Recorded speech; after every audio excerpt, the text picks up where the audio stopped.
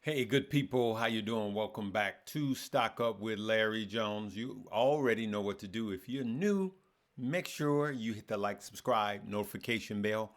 Make sure that bell is selected to all and come join this family known as Stock Up. All right, good people, we're going to get right into it.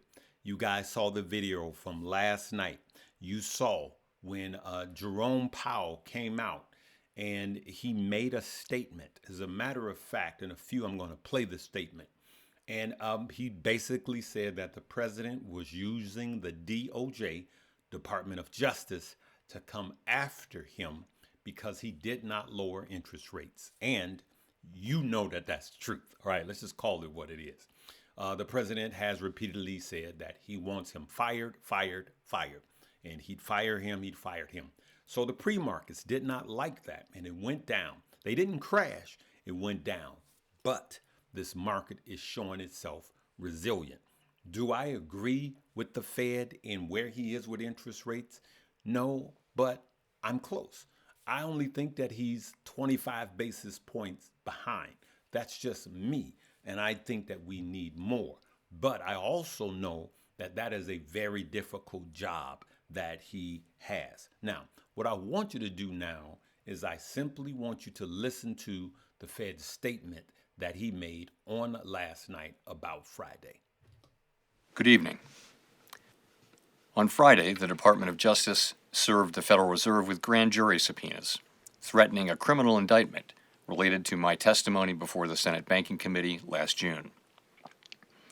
That testimony concerned in part a multi-year project to renovate historic Federal Reserve office buildings. I have deep respect for the rule of law and for accountability in our democracy. No one, certainly not the chair of the Federal Reserve, is above the law. But this unprecedented action should be seen in the broader context of the administration's threats and ongoing pressure. This new threat is not about my testimony last June or about the renovation of the Federal Reserve buildings. It is not about Congress's oversight role. The Fed, through testimony and other public disclosures, made every effort to keep Congress informed about the renovation project. Those are pretexts. The threat of criminal charges is a consequence of the Federal Reserve setting interest rates based on our best assessment of what will serve the public, rather than following the preferences of the president. This is about whether the Fed will be able to continue to set interest rates based on evidence and economic conditions, or whether instead monetary policy will be directed by political pressure or intimidation. I have served at the Federal Reserve under 4 administrations, Republicans and Democrats alike. In every case, I have carried out my duties without political fear or favor, focused solely on our mandate of price stability and maximum employment. Public service sometimes requires standing firm in the face of threats. I will continue to do the job the Senate confirmed me to do, with integrity and a commitment to serving the American people. Thank you. Now, you can believe what you want to believe. Some of you think he's doing a fine job. Some of you think, like I think, it's a difficult job and maybe he's off. Some think that he should be at least 50 basis points. But it's not 3 basis points. It's not 2 basis points. 50 to 25 basis points off. But if you know anything about markets, if he literally just take 3 points off of the interest rates right now, inflation will spike up and our economy will be trash. Okay, that's all I'm going to say. Now, then you have some of you that didn't even know who he was until the president said it and put him on the spotlight. And now you hate him because you were told to hate him. Let's be fair, okay? I'm not telling you what to think. I'm telling you to think for yourself, regardless of what side of the aisle you're on. So now, let's look at this. Let's look at what the markets say, because as it pertains to our money, because this is a financial page, this is what counts. The market shrugged it off. The pre-markets were down. They didn't crash, but they were down. The initial news was negative, and it didn't crash the market. As a matter of fact, the market shows how resilient it is. You can see that the Dow actually, even after opening bell, went and dipped. But what happened? It climbed. The S&P Dow and Nasdaq, all three climbed all day, especially up until an hour before, and began to cool off. Now, the question is the market fine with where things are right now? But remember, we have another battle going on because we are getting punch drunk. So here's another battle that was going on Friday. All right, Trump tariffs. Trump says we're screwed if the Supreme Court rules against his tariff. Now the Supreme Court, they're trying to deem his tariffs unconstitutional because he did not run it through Congress. So you have all of these political battles going on that are affecting us and our money, and it affects the way that the market goes. So what am I doing? I'm trading the market that I'm in. When this initial news came, we didn't sell. As a matter of fact, we look for opportunity. We never panic sell. We teach against that here. We teach against knee-jerk reactions, and we look for opportunity.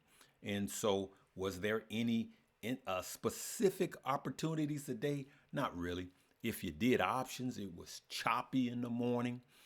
We had a fake out and then a push up. For my followers in money moves, I said, hey, be careful. You might want to wait until after the first 90 minutes before you enter into any options. And so, as a matter of fact, let me share something with you guys. This is my traffic trader, which is up and live now in WAP, which is my version of a Patreon, is all housed in WAP. Okay, this is my money moves. Okay, and so this is my traffic trader. I showed this to you guys, let you see a peek, but it is fully operating right now, and we are learning and earning together. We're learning and earning together. So we're just going to kind of go a few days a week, just actually play with this thing live and do some trading live. But it's training and not trading. So we are traffic trading. All right, this is my traffic indicator, yellow light, green light, yellow light. This is on the 2-minute. You want a better signal. On the 5-minute, it gives you a better signal. It shows what happened in the pre-market. We had this red light, and then it pumped down. And if you are on the 10-minute, this is the cues today, you could see on the 10-minute, the bigger time frame, just like any other indicator, the better the signal. You could see that we had a green light in the pre-markets, and then we began to go up, and it didn't turn yellow, which means reversal, until here. And then we also have the MACD alive down here, and we had a flip of color. We can just bring that down, and as soon as the green light goes above the red light, you can see it turns yellow, which means a reversal from red, and then it was green. Okay, and we are experimenting on the 2-minute time frame for scalp trading. Right, just wanted to show you guys that if you join my Patreon, which is Money Moves, the indicator comes free. All right, rather than just charging for the indicator, which was going to be housed on another platform. Here's what I want to share with you guys in closing. We are going to trade the market that we're in. Didn't really buy anything today. I think I bought a share of Oklo. I shared what I think about Oklo with you guys on yesterday and last night. I believe they're going to get more contracts, ticker symbol OKLO. Within the next week or so, I'm going to share with you some of my top pick stocks for 2026, which I do believe is going to end higher. So I'm saying it right now. I believe 2026 is going to year end higher, but we will have a cool off before the end of the year. So we're going to trade the market that we're in. Lastly, I wanted to tell you this now because time will run out. Okay, so listen, for those of you that have a pile of money in the bank and do not have a Roth IRA, I want you to see that your money, if you have a Chase savings, a regular savings account in Chase, and you are getting paid 0.01% APY on your money. Okay? Chump change. Now, for those of you that went to Chase and says, hey, I need more money than that, and they gave you the premium savings, then you can get up to 0.02%. Meanwhile, if you had a Roth in your Fidelity, or, I don't know what the others pay, but I do have Fidelity, that same cash could be earning 3.43%. You see that? 3.43%.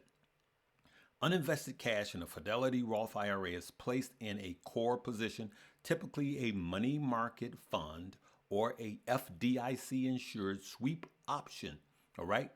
The default cash, the Fidelity Government's Money Market Fund, known as the XPAXX, currently has a 7-day yield. You see that? A 7-day yield of 3.43% as of January 1st, 2026. Now, I need you to listen carefully. If the year passed and you did not put money into your Roth IRA, which will be tax-free if you follow the rules, right? Leave it in there 5 years and keep it in there until 59 and a half, right? If you didn't put money in from last year, you still have time to put last year's money in and this year's money in. For example, if you're over 50, you can, for 2025, put in $8,000. And for 2026, you can put in $8,600. Okay? And remember, that's going to grow tax-free. Then you can take that money in your Roth IRA and invest in these stocks. All right? So, Larry, what if I'm what if I make over 150,000? Then you do what's called a backdoor Roth. It was created by the wealthy for the wealthy. It was created by the high incomers. So, what you need to do is open up a traditional Roth. Okay? A traditional Roth. So you open up a traditional Roth. It takes all of 3 minutes. You can call Fidelity. They have it open in like 2 minutes. Okay? Or Schwab, TD Ameritrade. You open up a traditional Roth. You put last year's 8,000. If you're over 50, you put last year's 8,000 into that traditional Roth, right? And then you could literally, 1,000, 2,000, drag it from the traditional Roth into your Roth IRA. Boom.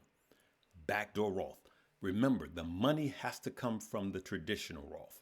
So you could take the 8,000 from last year, put it in a traditional Roth, and convert it over into a Roth IRA.